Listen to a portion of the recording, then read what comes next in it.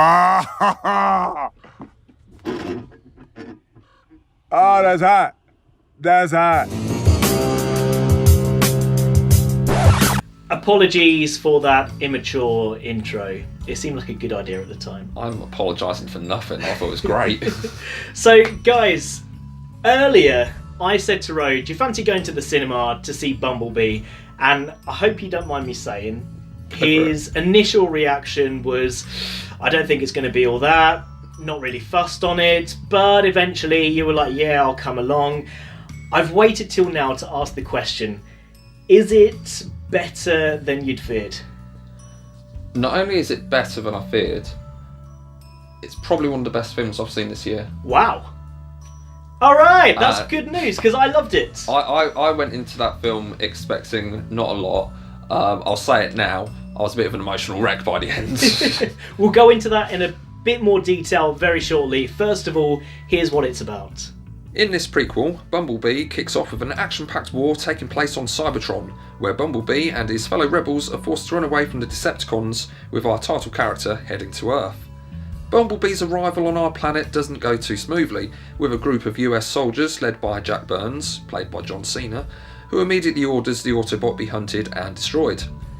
Hiding as a Volkswagen Beetle, Bumblebee is discovered by the young mechanic named Charlie Watson, played by Hailee Steinfeld, who, after taking the Beetle home, discovers there's much more to it.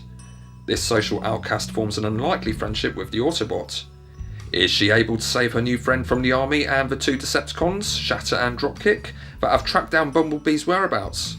You'll have to watch the film to find out. There's a war raging on our planet. If this criminal isn't found, that war may find its way here. Is there anyone that can help you? Do you have a family? Oh, who but me?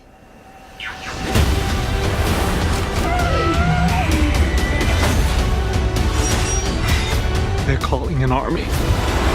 I've seen firsthand, these things really are.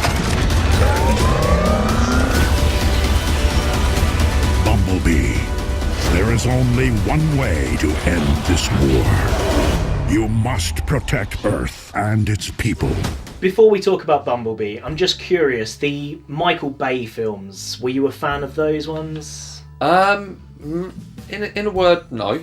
I thought the first one with Shia LaBeouf, which is, I think it's just Transformers. I believe so, I thought that was okay as a standalone, and I think for me they progressively got worse. I agree with you. The first one, it had a bit of story to it, a bit of character development, and then it just became a bit of a mess from that point onwards. Yeah, pretty much. And I feel with Bumblebee, they have stripped it right back, and actually that is exactly what it needed. Yeah, as we've already said, I came into this film with low expectations, probably because of what the franchise has done, has become so far, and I am pleasantly surprised.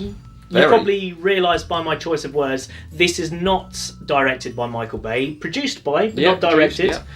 This one is Travis Knight, who previously, I believe, has only directed children's animation, this being his first live-action film. And he's done really well, really well. I'll tell you what, if it's his first, then that guy needs, I was going to say a pay rise. I don't know, but he deserves more because he's done a cracking job on this. Yeah, and I think the special effects were fantastic as well. There was literally just one moment in that film where I thought, oh, that's a green screen. The rest just looked flawless. I was about to say that. It's obviously a very special effects driven film. Not including what you just said, because I didn't feel like that, but I didn't at one point feel like, oh, great special effects. Yeah. I just felt it belonged. You were immersed into that world and you just kind of believed it. Yeah, and this is from a guy who went into the film not expecting much. The film drew me in that well that, I wasn't sitting back. If you go into a film not expecting much, you don't tune into it so much and you kind of like look out for the things that are bad. But that didn't happen to me. So what is it that won you over in the end?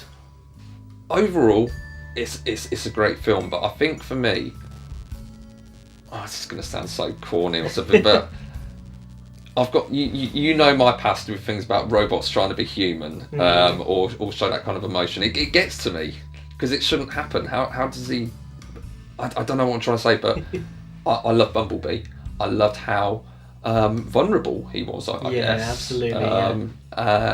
Because I think almost everyone can relate to that. We've all got a vulnerable side, or we've all felt vulnerable at some point. So although he's a robot, he's got a humanness to him. Yeah, absolutely. And I know I connected on that level, and without giving too much away, I really connected to it on an emotional level. There was 3 times where I got teary. The 4th time, I couldn't hold it in any further. You turned to look at me to say something. I was like, "Don't look at me." No, I completely get it. It got me emotional as well, and actually, I cared more about Bumblebee, who is a robot, more than any character in any film I have seen this year.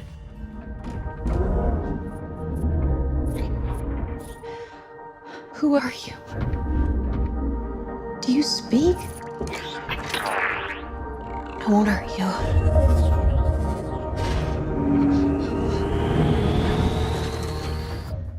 Now, we've spoken about a lot of the character development and how they've stripped it back. I think hearing that, a lot of people that haven't seen the film are going to almost be like, oh, but I want an action-packed Transformers. The action is still there. Yeah, Nick, you'll absolutely get the action. I'll just say very quickly, I said to you during the movie that that's how you open a film. Great opening, And yeah. I think for me it's the best opening film I've seen since the Avengers Infinity Wars. Yeah, I thought that had a great opening, and this one was just as good, if not better, but it did that good a job of an opening. It reminded me of that, and then I thought, I've got to mention that later. That was a great opening.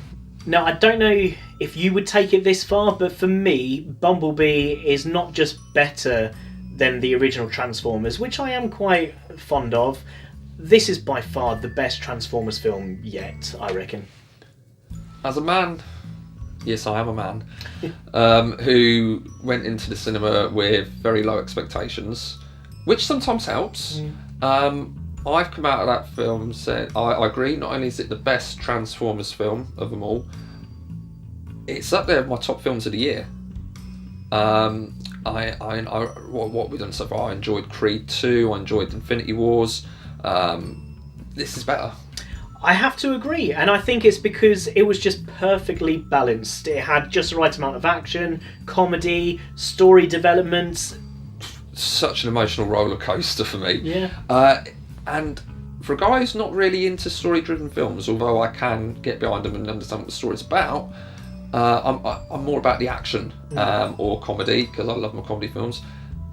This film has a right level of action. I wanted the story more, and there was plenty of it. I enjoyed the non-action more than the action, because it tugged on my heartstrings.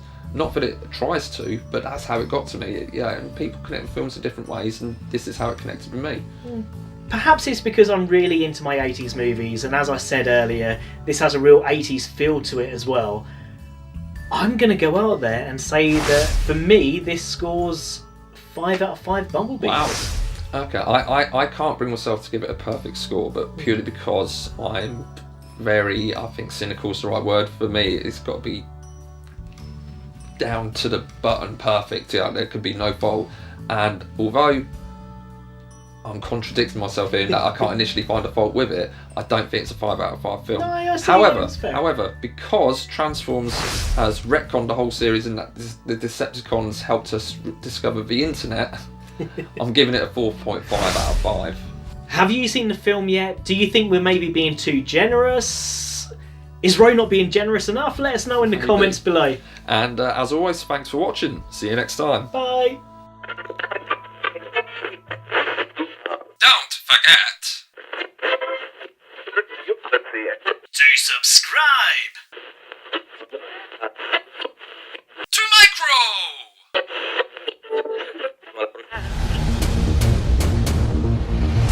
You know, beat music can help you say what you're feeling.